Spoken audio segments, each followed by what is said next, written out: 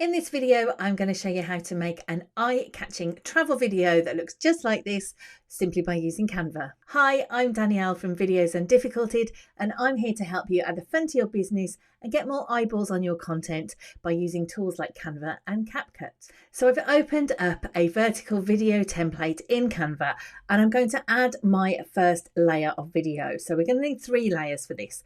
So I'm going to add this video here. And I'm simply going to right click on it and choose set video as background to put it into place. Now this video, you'll see if I double click it here, it is exactly the same dimensions as the template. So I don't need to move it around or adjust it or resize or reposition anything. And then what I'm going to do is add a second copy of the video. So I'm just going to click to add it again.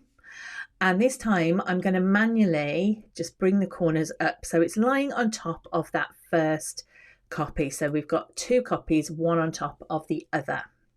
Now the third layer that I need, I'm going to go over to the Elements tab on the left hand side, and I'm going to search for Polaroid frame. There it is.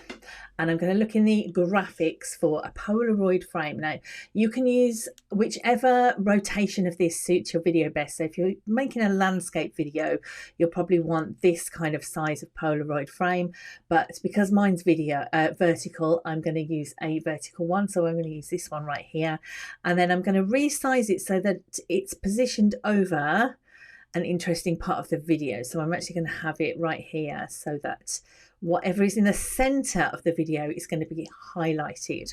Okay, now I'm going to click back on that second copy of the video, and I'm not going to resize. What I'm going to do is crop. So that means taking these handles on the edge, not the circular ones at the corner, but the ones along the edge, and I'm going to pull them down so that they're lying underneath. It looks like they're on top, but because this layer is underneath that Polaroid frame, they're underneath the white there, so that it's just cropped. So that video now, it hasn't changed aspect ratio at all. It's not smaller, it's just cropped the sides in so that that layer is now hiding underneath the Polaroid layer, which is on the top. So we've got our 3 layers. The last adjustment we need to make is to this very background layer. So if I click on it, go up to Edit Video, and then go to the filters and choose See All. And I'm going to go right down to the bottom where I've got the mono filters, the black and white. And you can select one of those and it will add that black and white filter to your background video. So I've got a background layer that's black and white. I've got a middle layer which is cropped and in colour, and then I've got a top layer which is the Polaroid frame.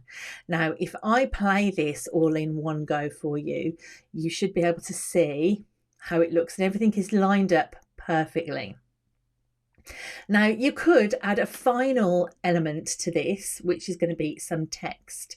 So if I go over here to the text box, I'm going to add my text, and I'm going to say wish you were here with a question mark, and then let's resize this so that it's much larger and easier to see. And I'm just going to pull it down here so it's on this white part of the Polaroid, as if we've written it on here.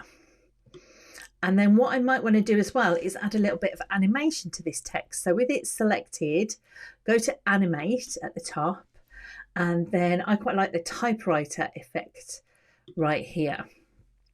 Now you can select when it's animated. I know you only want it to type the letters as it starts. I don't want them to disappear as well. So I'm just going to choose on Enter.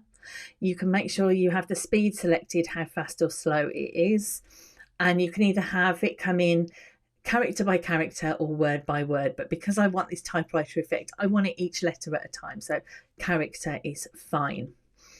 Now if I watch this again, the one thing you might notice is that that text comes in right at the very start. So I might want actually the Polaroid to be on screen just blank without the text for a couple of seconds. So with that text selected, you can go to the 3 dots here and you can choose Show Timing, And then you get this purple line down here in the timeline at the bottom, and that shows when that text is active on the screen. And at the moment, it starts at the very start of the video. So you can actually grab that handle and you can slide it along. So you can see it's 13 seconds to clip. If I make this, let's just say 11.5, so you've got 1.5 seconds at the start where there is no text. Let's just click play and watch. And then the text comes in, and I think that's much better. And then I would probably also add some audio. So you can either do that here in Canva, or you can add that natively on the platform where you decide to publish. Make sure you go up to the share button, make sure it's an MP4 video that you are downloading it as, and then it's down there in your downloads and ready to post. Why not get my daily emails right into your inbox? They're full of video tips and just general non-faffy advice about running a business.